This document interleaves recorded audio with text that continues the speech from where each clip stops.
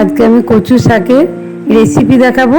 ইলিশ মাছের মাথা দিয়ে আমি শাকগুলোকে খুব সুন্দরভাবে কেটে এবং ধুয়ে নিয়েছি।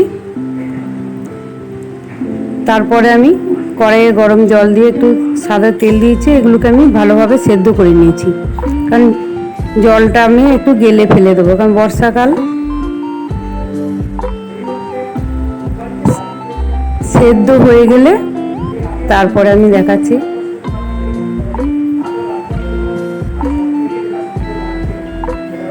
শাকটা আমার সেদ্ধ হয়ে গেছে। এরপর আমি একটা পেঁচেতে ছেঁকে নিচ্ছি। কড়াইয়ে তেল দিয়ে দিলাম।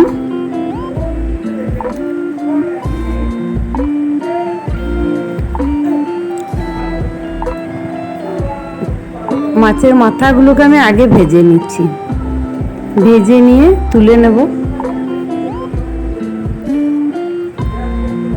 একটু হলুদ দিলাম,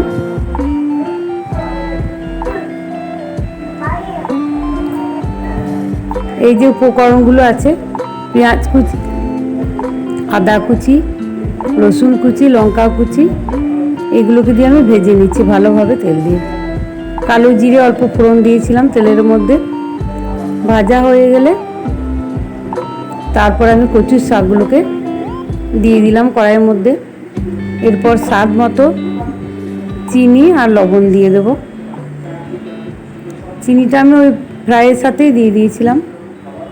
এরপর আমি নাড়াচাড়া করব ভালোভাবে।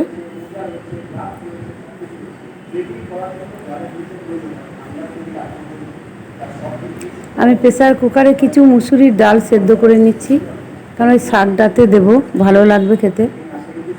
আমি এক বাটি মুসুরির ডাল সেদ্ধ দিলাম।